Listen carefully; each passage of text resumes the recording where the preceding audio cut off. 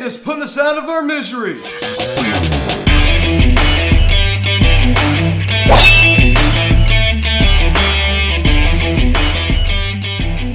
Yo, what is going on, everybody? Welcome to the Phillies Hat Show videocast. We're going to recap on last night's game between the Philadelphia Phillies and the Atlanta Braves as the Phillies lose 5-3 to the Braves. And that is it, ladies and gentlemen.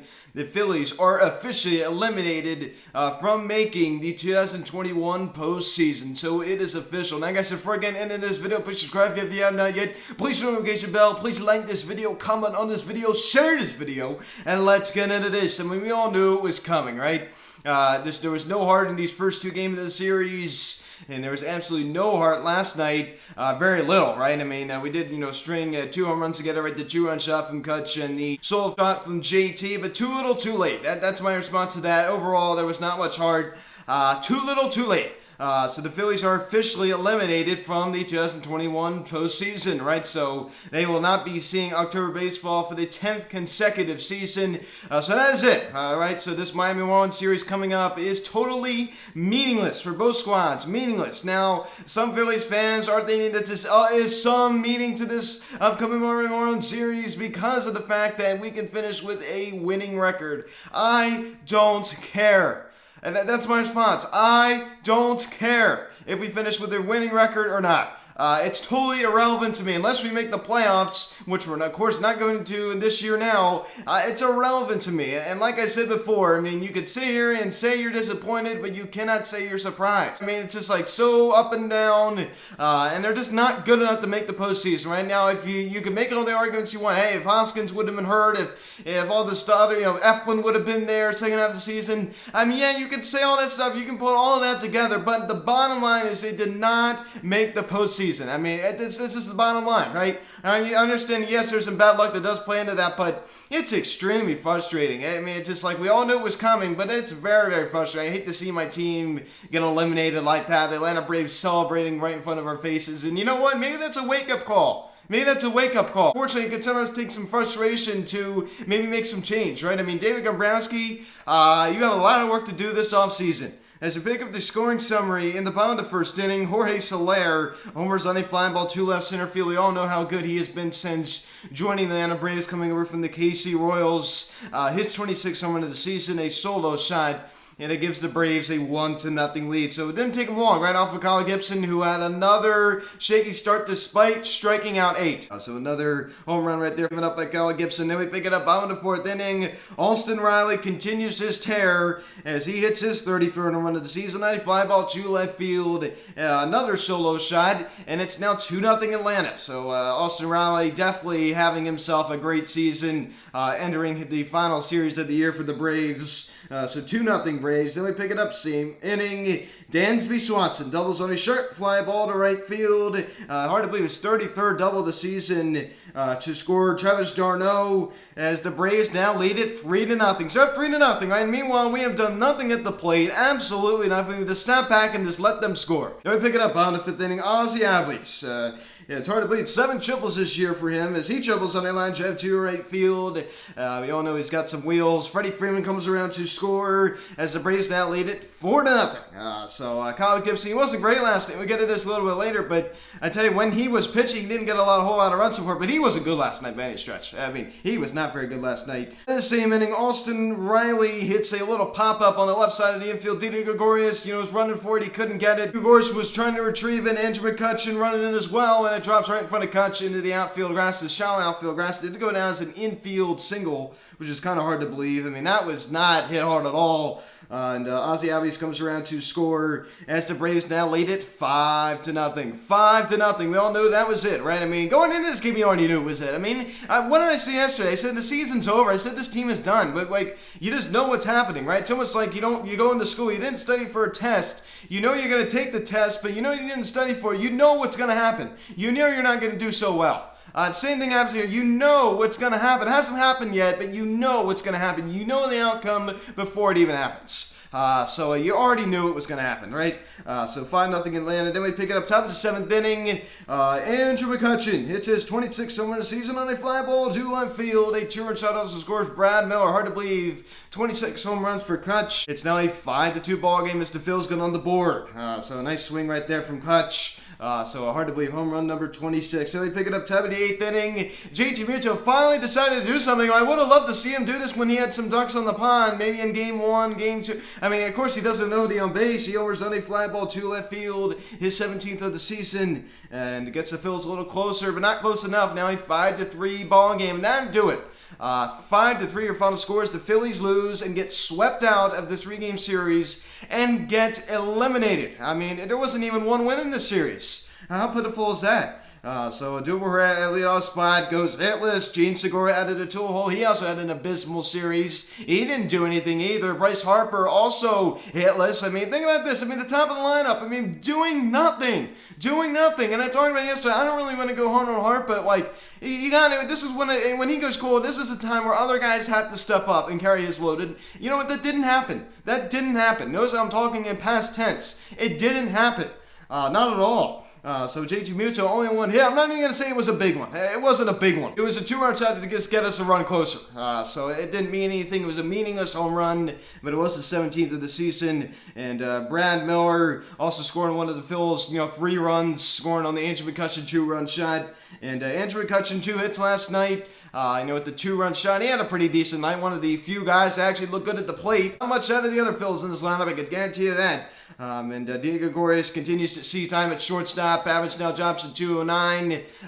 Just nothing out of him. Just crickets. Ronald Torreyes also, we all thought maybe that pinch hit home run a couple weeks ago would get him going. Well, apparently I was wrong. It's just very discouraging. Even going into next year, right? I mean, it's over, but like even going into next year, I mean, a lot has to change. This is not the Phillies' first rodeo with this kind of stuff. You know what I'm saying? Like, this has been going on the past 3 years, and not much has really changed. Now, this could be different because we brought in David Komprowski in December last year. It wasn't hired immediately. So this is his first offseason, starting off as the president of baseball operations. So I'm saying not being brought in, midway through the winter.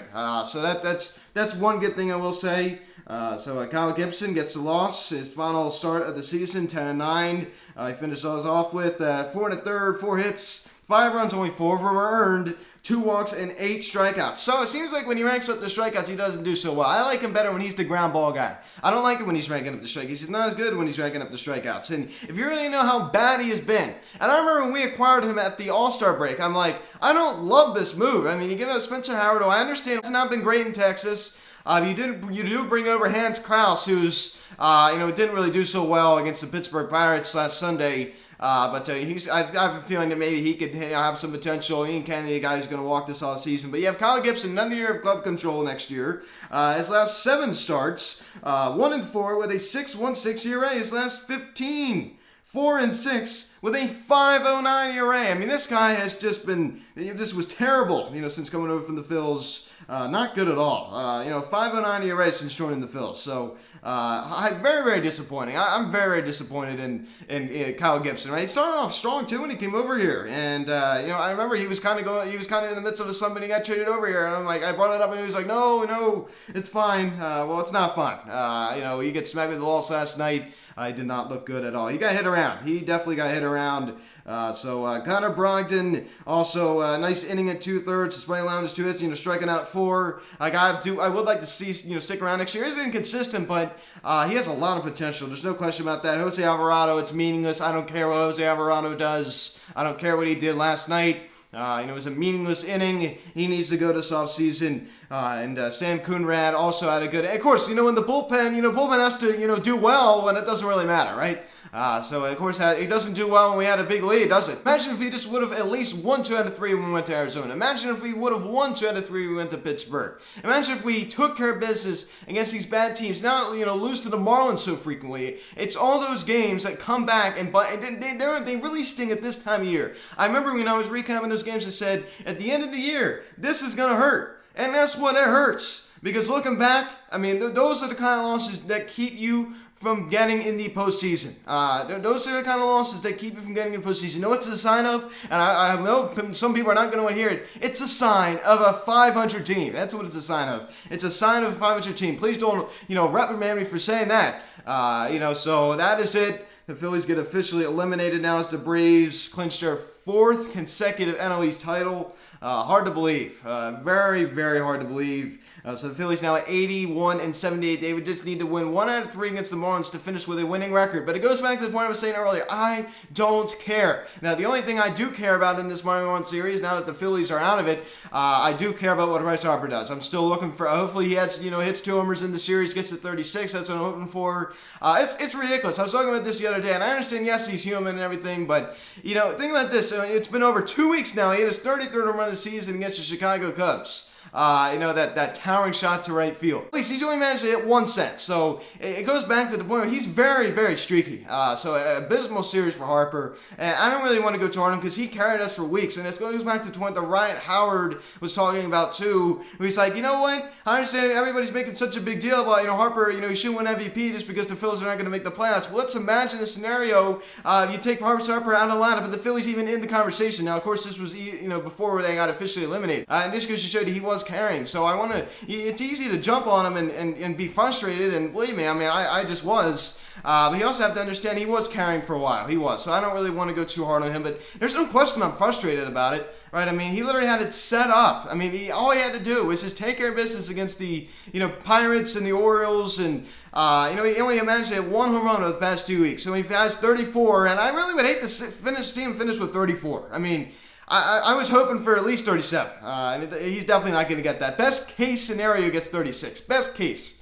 I think he maybe does hit 1 to finish with 35, but I want to see him hit more home runs he did in 2019. He still had an amazing season, an elite year, the second best year of his career. I'm still waiting. We all know that he has potential to hit 47 home runs. 47 plus home runs. We all know that. He could definitely hit 50. So yes, he's a power hitter, but he's not. And he doesn't have this amazing. He doesn't have Barry Bonds type power. He's not the kind of guy that's going to go out there and hit 45 plus. He's the kind of guy that's going to average around 35, 36. Let's keep it disrespectful a little bit. I love Harper, of course. Of course I do, right? If you go look at the numbers at Barry Bonds' age and Harper's age, actually the home runs are around the same. As of right now. But, what I'm saying? I definitely think he has more potential to hit, around 45 home runs. Go and get in that. He's only touched 40 once in his career. I'm not trying to call him overrated. He is in no way overrated at all. If you really think he's overrated, then that is just ridiculous. But with the power, I do think he can do a little bit better with the power. Right? He goes on these stretches where he hits home run after home run. You saw, early in this month and late in August. The home runs were unbelievable. One of the best players in baseball. This year he's a top 10 player. He's just amazing. Maybe even top 5 player in baseball this year. He has just had an amazing campaign this year. I'd love to see him finish it off with a, most valuable player award. But Juan Soto also not doing so well. That's another thing. Juan Soto has also really cooled off, and that's really, really helped Harper's chances of winning MVP. But I'd say it's 50-50. Both teams, the Nats and the Phils, are not going to be saying October baseball this year. Of course, the Nats, it's been, it was a while ago. Of course, the Phils, it was yesterday, officially limited. I'd say the Phillies were done when Rhys Hoskins was out. I never really had a whole lot of confidence in the squad to begin with all this year. I just knew we were a 500 team. People just kept denying it. I knew it. I just knew it. I said it pretty much the whole season. I said 500 team. I did predict an 86 and 76 record, which is 10 games over 500, but I didn't expect them to have some amazing season. Now, guys, thanks so much for watching this video. Please subscribe if you have not yet. Place the notification bell. Please like this video, comment on this video, share this video. Check out the social media link in the description section at Phillies Hat Stove, Instagram, TikTok, Instagram. Call or text 267-225-3292. Email me, phillieshatstove@gmail.com. A lot of people are asking, am I going to be covering the Miami Marlins series? Of course I am. Of course. It's not even a question. That's what I do. I don't care. It's meaningless baseball. So I will see you all tonight, probably recapping tonight's game against the Marlins. So we open up the final series of the season, 7-10 the first pitch. Ranger Suarez looking to finish off this year strong. 7-5 with a 1.45 ERA. And Alcantara on the mound for Miami, 9-14 with a 3.09 ERA. So guys, thanks for watching. I'm Luke, and I'll talk to you later. Let's go, Phils. I'm frustrated, but I still love this team. I'll see you guys.